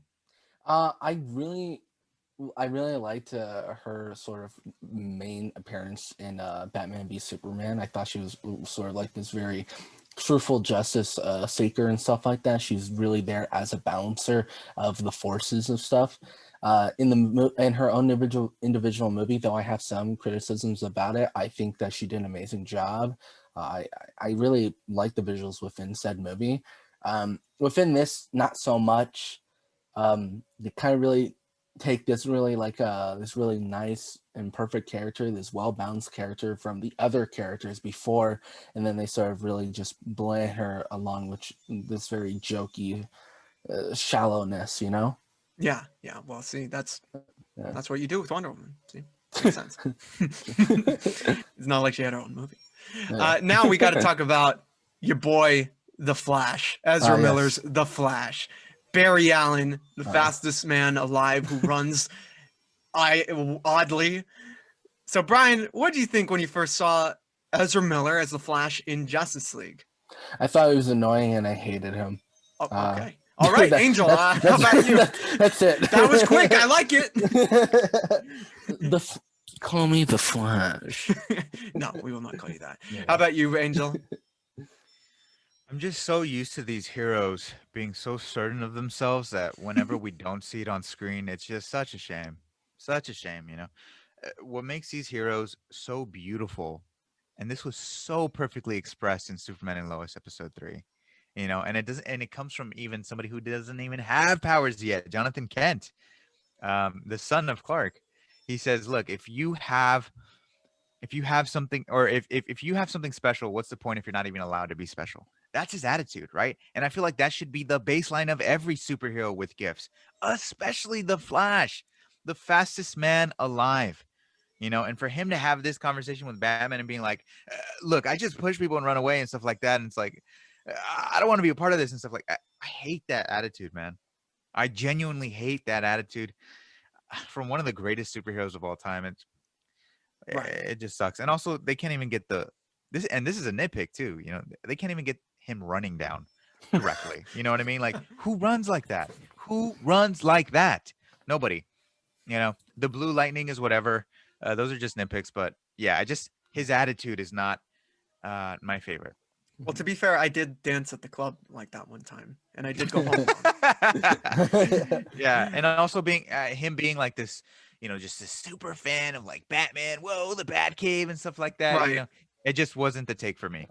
Well, it's definitely a more Peter Parker-esque take. I mean, we saw a Civil War where Spider-Man was definitely a fanboy of the Avengers, specifically Iron Man, and they're almost doing that type of relationship here, the mentor-ish role to the Flash. No, it's not really my take. Flash is a grown man. Flash is his own hero. Got some hair on his and nuts. that's the other thing. Yeah. We don't even feel. When watching a movie, I don't even feel a deep connection to what makes the Flash, besides from him being this sort of super geek about Batman. You know, unlike with Peter Parker, and though I'm not like the biggest fan of Tom Holland's Spider-Man, we at least see Heathen, you must die. I like Tobey Maguire. All right. We at least see what makes him Spider-Man. We see why he wants to be Spider-Man. You know, he's doing this because he wants to help the little guy. He wants to help his neighborhood. It's not because, I'm doing this just because I got the powers. It's sort of he has this responsibility because of the powers. Well, to be fair, they do include his relationship with his father in this, which is probably going to be expanded upon in the Snyder Cut, where they go, and it's kind of repetitious considering we do have the Flash television show, which gets even more into the relationship with his father. But that is there. It's not just him being this kind of weird ass kid. He does have aspirations of getting his father out. Of course, with the Snyder Cut, we'll see how they fully develop that, or at least tap into it, and then you know. Yes, correct. Yes. Indeed. Right. Okay, let's move on to my man. Mimosa. Let me take a drink of that, bro. So we have Jason Momoa as Aquaman. This image, first of all, is obviously very different from the very first image they released of Jason Momoa as Aquaman, where he looked like a character from Game of Thrones. He looked like he was going to kick some sea bass, right? Sea bass, so what did you guys think about Arthur Curry in the movie? He's very, you know, he's very much an isolated person. He's treating Batman like a toy, like fish. He goes into the river. What do you guys think of Aquaman in the movie? I love Jason Momoa. I think he's a great human being. But the portrayal of Aquaman, I thought, was a crime against humanity for sure. Get the EPA on him right now. Yeah, like I like how Someone James Wan handled. Yeah. I like how James Wan handled the character for sure. You know, we get brief moments of him doubting himself, him feeling like he's not fit to be a king. You know, but right away he learns. You know, I have a duty to serve Atlantis as the king, you know, and I love that. But in this movie here, we get he does not know what his role is. You know, he does not know who he is. He's just somebody that's kind of lingering around, drinking all the time. You know, my man, yeah, yeah, yeah. Hey, bruh. For a whole runtime. And it's just like, for me, that's not really Aquaman. That's not Aquaman. That's not the King of Atlantis. Um, so I'm just like, it's kind of whatever. You Well, know, I love seeing Jason enjoying himself on the right. set, but regarding the story and this character, I could not see the character. Mhm. How about it, Brian? Brian, how about it? Well, Aquaman. hopefully I have enough time to say this. I feel like there was this one theme overall for all the new characters. It was definitely rookiness. You felt the Oh green yeah, from who they were, and I felt that doesn't really work for all of them. You know, that's you know, if you want to do a rookie story, go ahead with one or maybe two characters into the thing, and I think that would have really worked with Cyborg. At some moments, I feel like Cyborg is more of like an adult than Aquaman and the Flash, which feels like a really dishonor to like who the yeah. Well, to characters be are fair, supposed he to has less represent. personality than either. True, yeah, and way horrible CGI with his floating half face. All Uh, right. all right. Well, I'm glad that we all established that Aquaman is Mhm. now a sex symbol. But Yeah. anyway, let's talk about the best, or I'm sorry, the most important character in the film. I'm gonna say rephrase that. It's Cyborg, obviously played Yeah. by Ray Fisher. Ray Fisher is Mhm. someone who has been in headlines very recently, and we will talk about that part of the movie very soon. But Cyborg obviously was teased in Batman vs Superman. There was footage of him being tested on by his father, Silas Stone. He's being created because he got in an accident. And what did you guys think of his character in Justice League 2017? Uh, Ray Fisher, I love his passion for the role. I love that he was so excited to be part of Justice League. You know, to be making a movie called Justice League, it's a dream come true. But unfortunately, I felt his character was very lifeless. Like you said, Julius, earlier, he lacked a lot of personality, and it was so weird to see him kind of like running the show. You know, like being more mature than Aquaman and the Flash and Yeah. Batman Yeah. at times. Very bizarre to Yeah. see. But yeah, I just felt like he had no heart. You know what I mean? Mhm. Yeah, you'd imagine that the personality of Aquaman would be transferred to Cyborg, even though Mhm. he has a lot of tragedy. I mean, he went from Nugget to like machine. Uh, Yeah.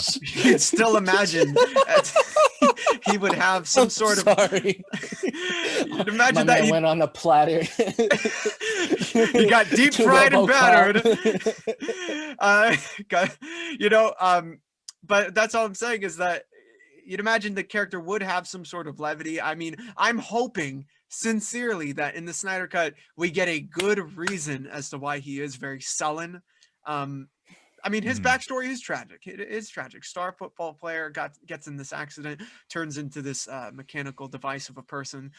But I Yeah. mean, when you think about Cyborg in DC, you think about this energetic, youthful, mature at times hero who could Yeah. very easily lead the team if Robin Supercharged. isn't there. Mhm. Yeah. Exactly, supercharged. Brian, what did you think about this? Like, I'm not a huge fan of the character. I don't really like his portrayal within here, but I felt like it would have been perfect if this only happened. If there was a independent Batman film that had reference to the Teen Titans and to Robin's death, or directly a Teen Titans film before that showed Mhm. Cyborg sort of immaculation to become more mature, to become more adultish than before. Maybe the effect of Robin's death affected him so heavily that it showed him that this is real life and he can't be taking things as a joke. And that's in perfect response to him as character development. And I would then understand why they went with the path of him sort of being more mature than other, much more longer living and much more adultish and much more darker themed characters. But even Right. then, just saying like, oh, he lost some of his body parts, that's why he's sort of like in this way, is kind of like, though it's all right in some ways, it's sort of like very lazy in some ways. You know, we see that even with real films or biopics about Marines or people who have lost limbs, and they're happy go licking people because they know that they're living through the pain and they have to sort of laugh through that pain. And with this, it's sort of, we don't see that connection. In fact, it sort of feels like he's sort of just on par of sort of like, oh, he's fine with this, you know. Oh, I'm Cyborg. There you go, you know. Yeah. Yeah. Also the design isn't really my favorite either. Exactly. I I don't like hate how the most red of the lights. It's really yeah, bothers me. and I don't like how most of the body is you know, CGI. yeah, Transformers. Oh yeah, CGI. Yeah, Transformers. Yeah, I really wish they would have went with some way of practical with a little bit of CGI within necessities. yeah, definitely. Yeah. I mean, you see I the mean, way that look at the Iron budget of Man this was film. They probably could have done some practical in budget. some ways. Budget. What? The fuck you talking Budget, yeah, about? budget. What's that? I don't know what you're talking about, and I think you need to stop. So anyway, this movie acts as an origin for some of the members, the Flash, Aquaman, Cyborg. Does this work in the film, and could it hypothetically? It is kind of counterintuitive because one of the biggest examples, Aquaman, right? Get a lot of teasing to his character, what's going to happen, you know, is he destined for the throne of Atlantis? And then you get more of the origin in Aquaman itself. When you hear about the Snyder Cut, you hear 4 hours. Hopefully that has more character development, but does that run the risk of being kind of redundant with some characters? Redundant with which characters? Well, like for example, Aquaman, right? We're probably Mm, going to hear more about Atlantis, see Mera again, mm. go under the Oh yeah. sea, re-experience introducing Atlantis to us, but we have Aquaman now. Mhm. Mhm. I don't think that it will be redundant. I think those ideas have already been established, Mhm, knowing what would come next. So hopefully they'll just flesh out more of what we've already seen, of what we've mhm, been already introduced to. That way, when we see Mera and Aquaman in Aquaman, we're not thinking, "Oh, this was their relationship." Because when you see them show up in Justice League, and when you see her show up in Justice League, I don't want it to seem like they're talking for the first time. You know what I mean? right.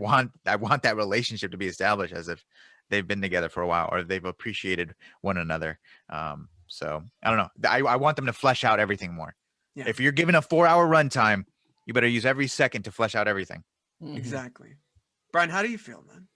I feel the same way, but I do feel like could be some slight redundancy, you know, because there's already been an independent Aquaman film, so you know, people might be like, oh, well, they've already explained this in the film and stuff like that. But then, even then, we can't really, you know, say that's really redundant because that is the beginning vision of our sort of first in depictions of what and who Aquaman was supposed to be and Right. how that was supposed to be portrayed. And by And the it was end supposed to result, come it out wasn't. before Aquaman. Exactly, Right. exactly. And so I guess we'll see it. We'll just have to revert our minds back before watching Aquaman, before watching every other DCU movie, and then fully understanding what was the vision from before supposed to look like back then. Man, that's crazy to think about, man. But it's true. It's true. Everything you Yeah, said very was much true. is. Yeah. Well, it's time to talk about your boy, Animal Mineral Vitamin. Steppenwolf. So, okay, we have the Snyder Cut one over here. We have the one we got on this yes. corner. Yeah. So, Steppenwolf obviously is a character, the main antagonist of this theatrical cut. That may not be the case with this new version we're getting, but the character is obviously there to tease Darkseid. And we don't see Darkseid in the theatrical cut. We get like a tease to him and everything. With this cut, do you think it works that we don't see Darkseid? Is that the right way to go, or is let's just fucking go full on out? Darkseid, the New Gods, Apocalypse, it's all coming to Earth in the first movie. How do you guys feel about that? Seeing the post-credit scene of BVS, the Ultimate Edition, where you get to see a glimpse of Darkseid, it felt like a science fiction horror film, and I really liked it. I really liked the way that Darkseid looked. I also liked the look of the New Gods in the comics, but for Snyder's take, I was like, oh, okay, that looked appropriate. That looked terrifying, and I can't wait to see the Justice League go up against this monster. So I like the idea of this kind of like servant coming down for Darkseid to collect the mother boxes and to help transport Darkseid and all his forces to the world to take over and to conquer. Um, but then you look at the end result and you look at this character. He is so bland. His lines are completely dull. His CGI looks absolutely abysmal. What a terrible, terrible villain. and completely two-dimensional. There's nothing beyond just, I'm here for Darkseid, and unfortunately, that's how you get just disappointing villains. Yeah, well, I'm curious as to how different this Steppenwolf character will be in this new cut we're getting. Obviously, we see him going to Darkseid. Kind of, it's not really anything different. It's just more stuff. We already knew that he was serving that character in this theatrical cut. Now we just see more of that. So I don't know how layered the villain will be comparatively. Brian, how do you feel about that? Well, to sort of piggyback back on what Angel was saying earlier and to your first question, Yeah. I would have to say I really like that we're going to be able to see a little bit more of Darkseid, because in the same way how Avengers worked showing us Thanos and stuff like that and snippets, it worked because it was sort of representing that Thanos is the end goal, right? He is the end game, but he is not so less, even though he is the end game, every film isn't focused on Thanos. It's focused on events that leads up to Thanos. That's why we have small little tidbits. With Darkseid, it seems like we are going to be seeing everything that is about the Justice League, and the movies that will be eventually coming after will thus be about the events about Darkseid, because we are seeing so much about who he is. That is the end game, and because they're showing us more of who he is, it's leading to sort of his hands being placed into certain things. He's like, oh, I want this enemy to face them. I want them to face them. I want this fight to happen. While in Marvel it wasn't sort of like that. It was sort of just like small events that led up to the big thing. So I really hope that we get to see this sort of right hand into there. And then I really like the new redesign of Steppenwolf. Hated the original. I hate big dumb gray enemies with horns. It's lazy, it's stupid, and though he is kind of like in a very shiny silver, and he does kind of look really reminiscent to the first enemy in Thor 1, it's at least something. It's you can be like, well, that looks like Steppenwolf, or that is a great depiction of who Steppenwolf is supposed to represent. This very intricate sort of space alien, sort of like that. But before, it sort of just looked like a weird gray demon monster from Goosebumps, and I didn't really feel a big connection. None whatsoever. Yeah. No. I thought the parademons were pretty cool. I like the design and the transitions, though. I'm very curious how they're going to be. Nah, just playing. Wrong. I'm just playing. Honestly, the only time the parademons looked absolutely horrible was that opening where you could tell it was a reshot of Batman on the rooftop. Yeah. I would say that the peak was during when I was talking about like the collection of the wars with man versus was when one of the men get turned into a parademons, and you just see that cool little transition. I thought that was pretty sick. But otherwise from that, yeah, I agree with you. Yeah. Well, get ready. You get 4 hours of that shit. So anyway, let's talk a little bit about this situation that was going on with Ray Fisher, because this is a very interesting part. I feel like the background behind Justice League 2017 warrants a documentary of its own. It's just really fascinating, and there are a lot of still unanswered questions. Angel, do you know anything about this situation with I Stand with Ray Fisher? Accountability greater than entertainment? What can you tell us about it? Honestly, I just wish they would make a documentary on this, and I'm sure there will, because I think us as fans, since we are consistently involved with this as we're anticipating a movie, we need answers. We need to know exactly what happened. Again, it is one of those situations where it is so difficult to really know the truth. You kind of just have to go with your gut. You can trust Ray Fisher, and you can stand with Ray Fisher for sure. I believe anybody who's being abused, harassed, victimized, they deserve justice, right? So if that's the case for Ray, I hope he gets the justice that he's been seeking, because I believe it is unfair for higher ups to completely tarnish his career just because they want to make a quick buck. You know what I mean? Yeah. So I just hope everybody can get answers. And it's so difficult. I think it's so difficult for everyone to have a certain position on this, when there are so many people involved on a set. It is unfortunate to me that I don't see other actors who were there on set, like Gal Gadot or Jason Momoa, Ben Affleck, Ezra Miller, come out and be like, hey, we are going to stand with Ray Fisher as well. You know, I feel so sad for him if they really aren't standing with him and they aren't agreeing that, like, hey, Walter Hamada, Joss Whedon, Jeff Johns, they all contributed to disgusting behavior. Because if that's the truth, then they're not really his friends. You know what I mean? Like it, I can't imagine myself ever being on a film set and me seeing something that is like intolerable and not saying anything. You know, Mhm. that's not me. That's not who I am. If I see something that's inappropriate, if I see something that's not cool, I'm gonna let that person know.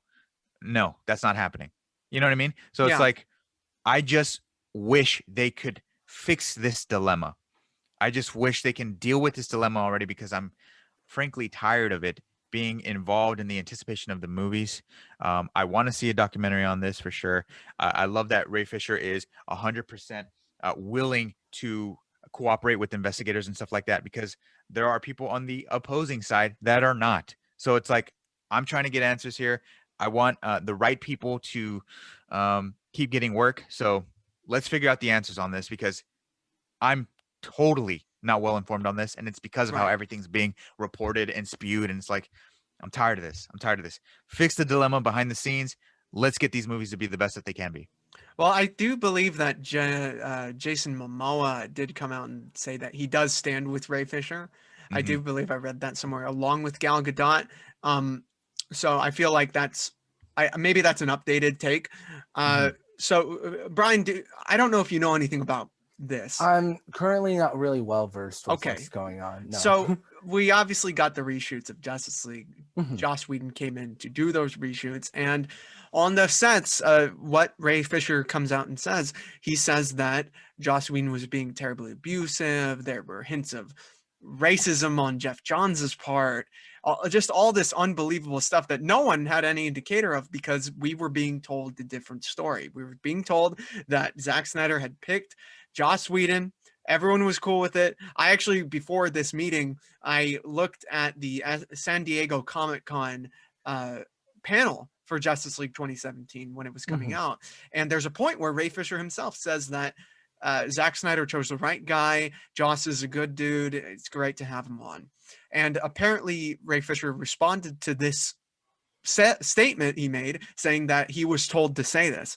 So, I mean, everything Angel is saying is absolutely correct. We are being misinformed, and it would be an incredible story to delve into, especially considering uh, what is fact and what is rumor. You know what True. I want to see documentation. I want to Exactly. see Yeah. footage. I need to see something, because Joss Whedon himself, he hasn't done any press for Justice League, like, at Mhm. all, like nothing. He's done nothing regarding this. He's not responded to any of this. I don't know if that's his agents or his publicists saying, don't talk about it at all. You do yourself a favor. But I do want the truth to come out, because there are a lot of things that are uncertain. You know, if this type of practicing is happening at Warner Brothers, it needs to be stopped. You know, Exactly. Yeah. Yeah. the saying that Ray Fisher has been saying, accountability over entertainment, is exactly right. How do you feel about it now? Well, based off of what you've told me so far, I would definitely say if what is happening is true, then there definitely is an accountability, and there definitely does need to be justice where justice is due. If this is all rumors, we also need to know, why is this all rumors? You know, why is this Right. directly happening? Is this based off of just sort of like visions, like not cooperating with each other? Hmm. Hint, hint. Oh, Yeah, Jesus. yeah. WandaVision joke.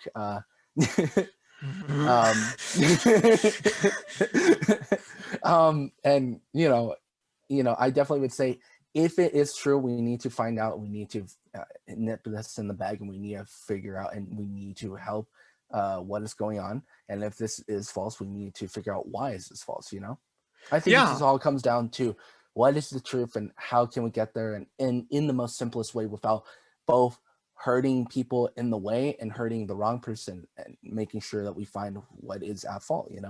Yeah, well, there was a justice convention that was like a fan thing where Ray Fisher appeared on it, because Ray Fisher does have a Twitch channel that he does every so often.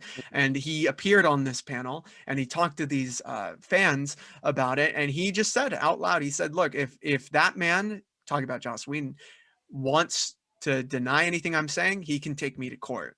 So it just shows how serious the guy is about it. I'm very curious what I don't think a guy who's telling the truth goes out of his way, to say things like that. No, Or yeah, I'm sorry, a guy definitely. who's lying. I'm sorry. I don't think a guy who's lying goes out of his way to say things like that, True. ready to go to the plate like that and everything. So it's crazy. I feel like the documentary would be probably better than what we got in the theaters. But I would want one that's just completely unbiased. How do you guys feel? Definitely, yeah. Yeah. Definitely a third party and stuff like that. I would definitely want to see like maybe independent interviewers and stuff like that. People who are really well versed on what was going on at the time, and do their research in order to, and even people like us, just regular Werner people Herzog. on the sidewalk, asking their opinions on this stuff. It leads up to context to the matter and stuff like that. Angel, how do you feel? Yeah, I think every movie set should be a place for peace, a place for inclusiveness, and a place for creativity. So there is no excuses for any of abusive behavior to be present on set, especially when they're trying to create a film to appease millions of fans. So yeah, would love a documentary, would love this to be accurately reported, and for us to find out the truth. And I wish the best for Ray, and hopefully all this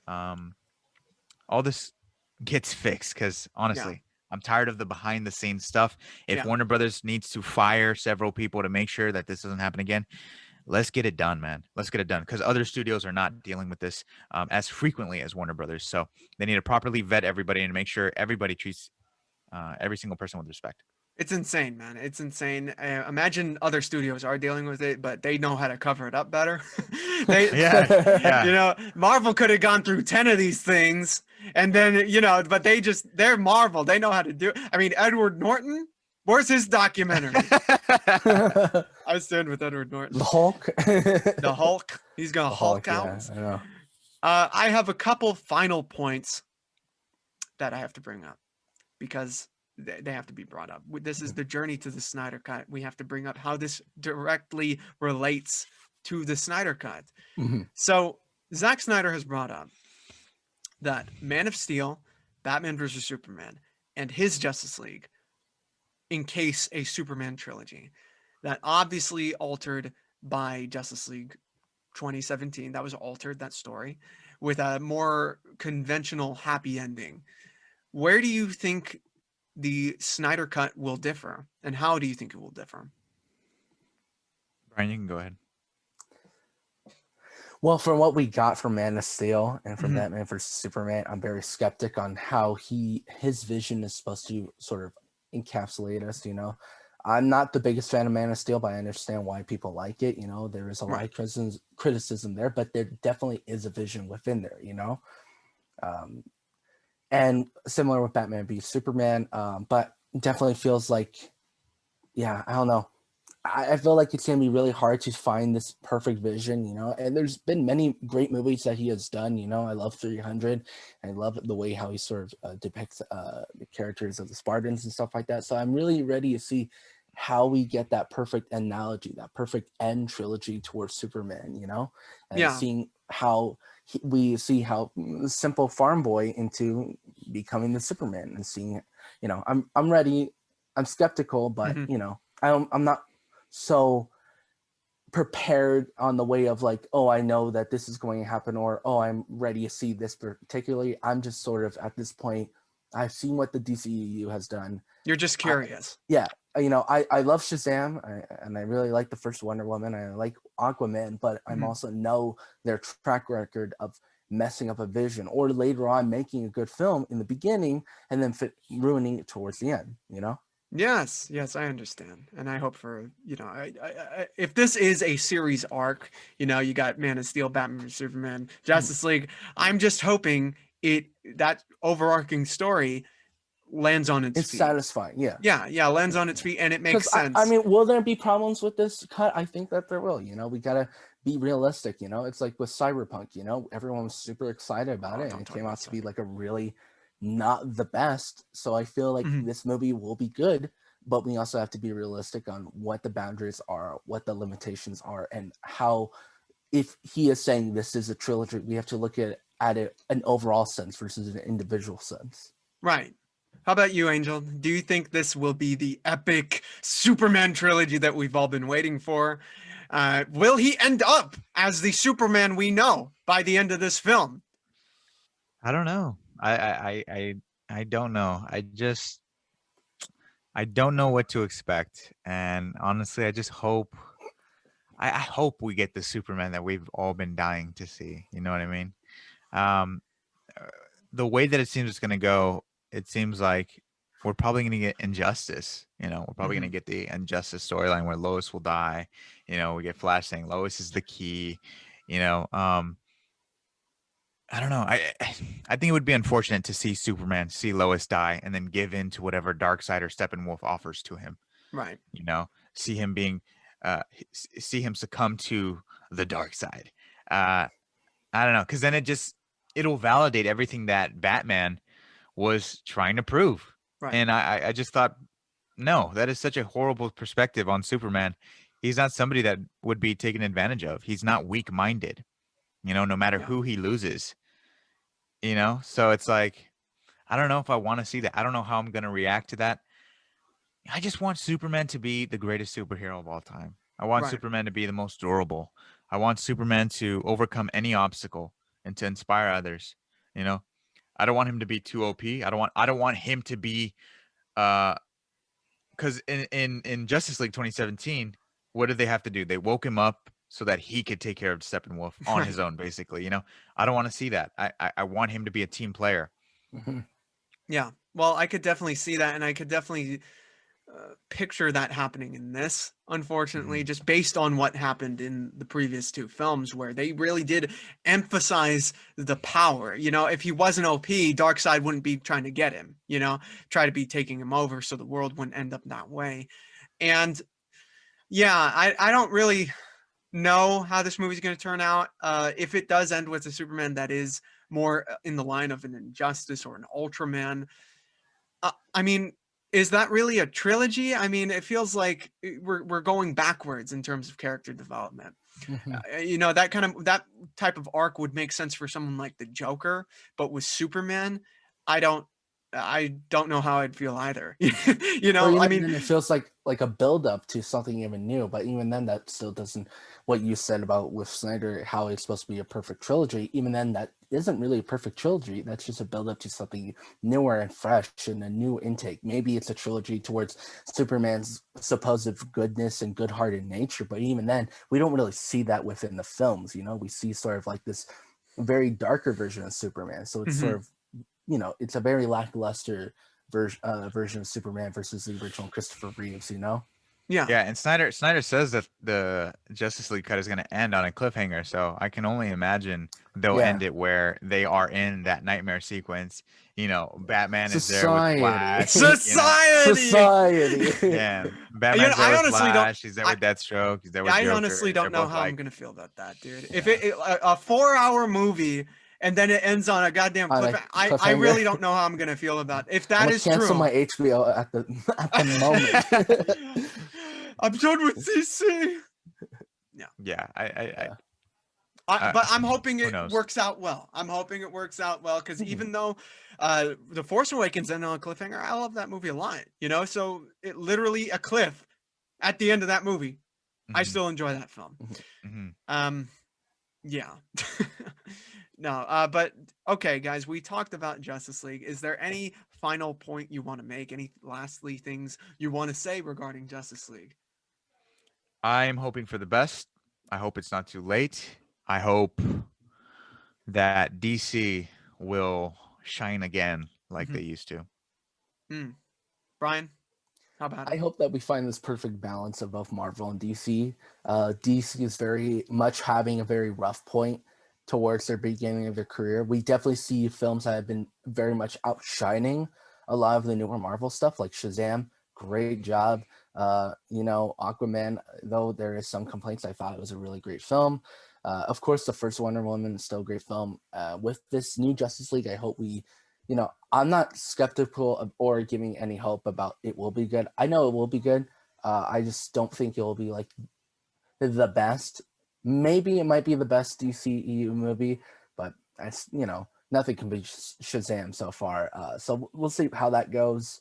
But I think I'm most excited about is a pace where the DCEU will match up to Marvel to the point where we will get a crossover film. Well, that'd be nice. I don't know if I would be down with that. If we got a Marvel maybe versus 2028, DC film, Yeah. and then Ben Affleck starts to come back. But also here's the thing too. If Justice League doesn't turn out, to be as great as we think it can be, I've already moved on. Right. I've moved True, on yeah. already, and the I'm so Joker, happy. the Batman, they're still coming out. Hopefully, we get Exactly. perfect independent DC movies, and maybe Yeah. that's what it's about. Maybe it's not following what Marvel is with its whole universe thing. Maybe it's the films that are independent makes it shine the most. Yeah, totally. I completely agree with that. I mean, I think they will catch their stride when they once realize that it's really the directors and their visions that can, and in a collaborative effort, everybody talking together, that they can really establish something special. Even with their standalone projects, you get Todd Phillips, Joaquin Phoenix to star. You're gonna get what that is on paper. You're gonna get a masterpiece. Yeah. You get Matt Reeves to direct the Batman. What are you gonna get? Another banger. So just keep doing that. But now with your established cinematic universe, do the same thing. Do the same thing. Give us Shazam. Give us Wonder Woman. Give us these great voices like Patty Jenkins. And just give us great movies. Yeah, that's all we can ask for, and And that's Blue all Beetle. I'm hoping for on March 18th. Yeah. Okay, guys, thank you so much for joining me. Brian, where can these people find you? Of course. You can follow me either on my Instagram at @therealbrianmcuriel, or you can follow me on YouTube. That's mainly it. Is the real one? There's an imposter running around. Yeah. There's a fake one out there. Yeah. Angel, how about you? Where can the people find yourself aside from here? You all can find me on Twitter at GoatMoviePod, and also my personal at Blu-ray Angel. You can follow me there, and we'll engage about movies, television, comics, pop culture, anything that we're passionate about talking about. And you can find me right here talking about DC and films and comics and whatever else there is. If you subscribe, please subscribe. If you do, you'll get us to our next goal of 10,000 subscribers. And at that point, we will have enough of an army to fight and destroy Darkseid. And That's the Joe Rogan podcast, of course. Right. We are the second We do biggest not. podcast No. out there. I'm muting you for forever. Goodbye. And for the love of God, please watch Superman and Lois. Keep it on the air. Please Yes. do that. All right, guys. Thank you so much. I am Julius. That was Brian. That was Angel.